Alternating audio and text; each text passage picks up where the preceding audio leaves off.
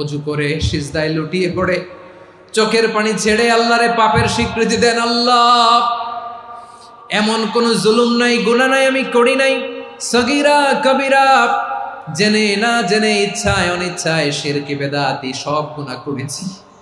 আল্লাহ, আকাশের নিচে জমিনের উপরে আমার চেয়ে বড় গুনাহগার আর কেউ নাই।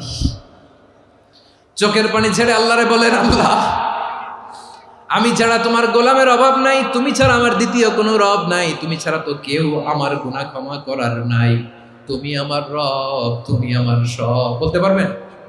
এই তাকরীর আমার পটুয়াখালীর ভাইয়া, এই স্বীকৃতিটা দেখতে আল্লাহ বড্ড ভালোবাসে, কারণ আমরা সবাই গুনাহগার। আমরা সবাই কি? বিশ্বনবী বলেন, কুল্লুকুম খাত্তাউন, বানি আদম, তোমরা সবাই পাপী। সবাই কি? সবাই পাপী। আমরা সবাই পাপী। আপন পাপের বাটখারা দিয়ে অন্যের পাপ মাপি। আমরা যে পাপী এটা ভাবতে মনে চায় না কারো, খালি অন্যের পাপ দেখি আমরা, এটা ভুল। ওর এই পাপ, ও পাপী, ও জালেম, ও জাহান্নামী, এরকম একটা টেন্ডেন্সি। আমার যে কি হালাত এটার খেয়াল নাই। খেয়াল করতে হবে যে আমি সবচেয়ে বড় পাপী, ঠিক কিনা বলেন? পাপ করি নাই এমন কেউ আছি? হ্যাঁ, আছি। কেউ না জানলেও জানে কে আমার পাপের ঘটনা? পৃথিবী না জানুক আমি তো জানি, আমি কি পাপ করেছি। হায় ও আমার কলিজার টুকরা ভাইয়েরা, মাথাটাকে নিচু করে জীবনের সব গুনার ফিরিস্তিগুলো একটা একটা করে স্বীকার করে আল্লাহরে বলেন, আল্লাহ, আমি পাপী। আল্লাহ, আমার চেয়ে বড় পাপী এই দুনিয়াতে কেউ নাই। আকাশের নিচে জমিনের উপরে আমার চেয়ে বড় পাপী কেউ নাই। একটা একটা করে আল্লাহ স্বীকার করি আমি পাপী। সব পাপের স্বীকৃতি দিলাম। পৃথিবী না জানুক আমি তো জানি, আমি কি পাপ করেছি। হায় আমার পাপের করলে বিচার, বাচার আমার নাই উপায়। দয়াময় তুমি মাফ করো আমায়, মাফ করো আমায়। আল্লাহ তাআলা যদি দয়া করে আমাদেরকে মাফ না করে, আমাদের বাঁচার কোনো উপায় নাই। আপনি কি ভেবেছেন আপনার নামাজ দিয়ে আপনি জান্নাতে যাবেন? আপনি তাহাজ্জুদ গুজার, সেজদা দিতে দিতে কপালে দাগ ফেলেছেন, এটা আপনারা জান্নাতে নেবে না? আপনি এলাকার সবচেয়ে বড় হাতেম তাই, দানশীল, এই দানের ভরসায় বসে আছেন, কুশ্চিন কালো না। আমাদের নামাজ, আমাদের রোজা, আমাদের ইবাদত, এগুলোকে মিজানের পাল্লায় উঠালে কোনো ওজনই হবে না। তবে আমাদের একটা কৌশল জানা আছে, আমরা আল্লাহর রহমতের ভিখারি। আমরা সেদিন আগেই গুনার স্বীকৃতি দিয়ে দেব। আমরা বলবো, আল্লাহ, তুমি প্রশ্ন করার আগে তোমার একটা কথা বলি, আমারে কিছু জিজ্ঞেস করো না, আমি সব করেছি। এমন কোন পাপ নাই যে পাপ আমারে দিয়ে হয় নাই। তোমার রহমত দিয়ে তুমি জান্নাতে পাঠাবা, তোমার দয়ায় জান্নাতে যেতে চাই, আমল দিয়ে না। পারবেন বলতে? কিয়ামতের দিন আমরা বলবো, আল্লাহ, আমার আমল দিয়ে জান্নাত চাই না, আমি তোমার দয়া দিয়ে জান্নাত চাই। তোমার দয়া ছাড়া আমার কোনো উপায় নাই। কারণ আল্লাহ যদি বিচার করে, বাঁচার কারো উপায় নাই। আল্লাহ যদি বলে ফেলেন তুই এটা করলি কেন, ওখানে গেলি কেন, কোরআনে 1000 বার নিষেধ করলাম তারপরেও এই পাপে জড়ালি কেন, এরকম প্রশ্ন ছুড়ে দিলে আমার উত্তর আছে? বাঁচার কোনো উপায় আছে? রোজ হাসরে হে আল্লাহ আমার করুণা বিচার, আল্লাহ করুণা বিচার। বিচার চাহি না তব দয়া চাহি, এ গুনাহগার, আল্লাহ করুণা বিচার। আপনার আমল দিয়ে জান্নাতে যাবেন? কি দিয়ে যাবেন? আল্লাহর দয়া দিয়ে। আল্লাহর রহম আর দয়া ছাড়া কেউ জান্নাতের চেহারাও দেখতে পাবে না। চাইবো একজন সত্তার কাছে, আওয়াজ করে বলুন তিনি কে?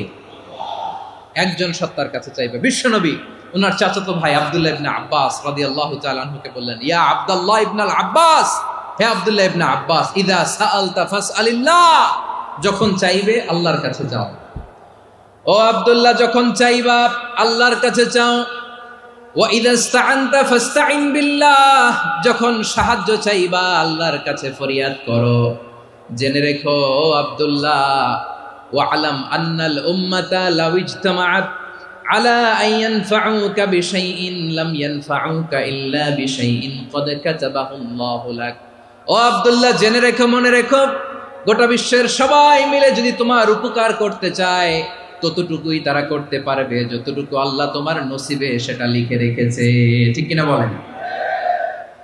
আর যদি গোটা বিশ্বের সবাই মিলে তোমার বিরুদ্ধে কনস্পাইরেসি করে, ষড়যন্ত্র করে, গোটা বিশ্বের সবাই মিলেও যদি তোমার ক্ষতি করতে চায় ততটুকুই শুধু পারবে যেটা আল্লাহ তোমার জন্য বরাদ্দ রেখেছে। যতটুকু আল্লাহ তাআলা তোমার জন্য বরাদ্দ রেখেছে অতটুকুই ক্ষতি করতে পারবে, আর এক চুল বেশিও করতে পারবে না, কমও করতে পারবে না। চিল্লায় বলেন ঠিক কিনা? এজন্য আমরা চাইবো কার কাছে? সবাই বলেন নাই, আওয়াজ করে বলেন কার কাছে?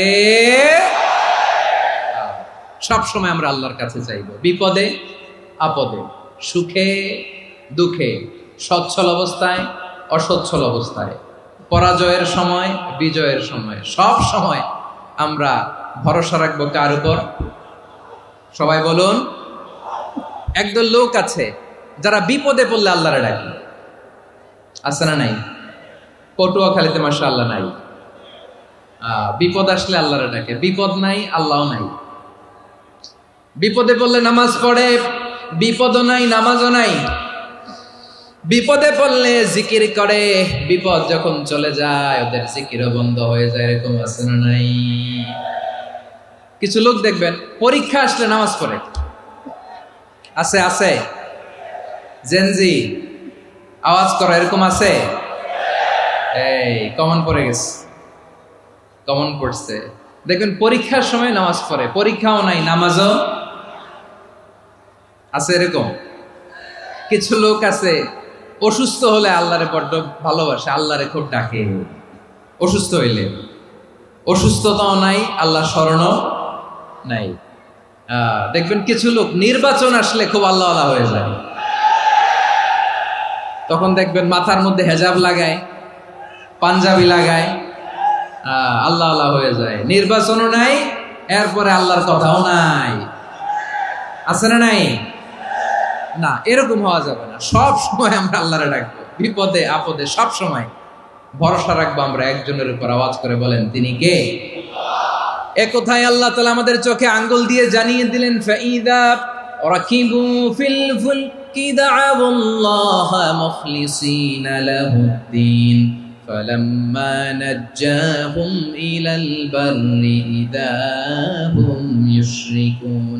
আল্লাহ বলে একদল লোক আছে, তারা যখন নৌযানে চড়ে, জলযানে চড়ে, সাগরের মধ্যে যখন জাহাজে চড়ে, লঞ্চে চড়ে, তারা যখন তুফানের সম্মুখীন হয় তখন তারা আল্লাহরে বড্ড বেশি ডাকে, একান্ত ভাবে ডাকে, বিশুদ্ধ চিত্তে ডাকে।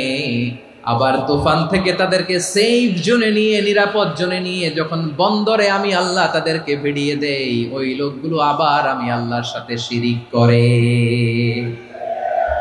এরকম আছে না নাই?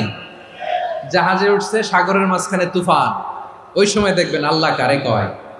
এই কথা তো আপনাদেরকে বোঝানো সহজ, আপনারা তো নদীর দেশের মানুষ। লঞ্চে চড়েন নাই কারা কারা? দেখি, লঞ্চে চড়ছেন? হ্যাঁ, লঞ্চে চড়ে নাই এরকম একজনও নাই এখানে। আচ্ছা, লঞ্চে উঠছেন কে কে? দেখি। মাশাআল্লাহ মাশাআল্লাহ মাশাআল্লাহ, ঠিক আছে, আপনাদের বোঝানো সহজ।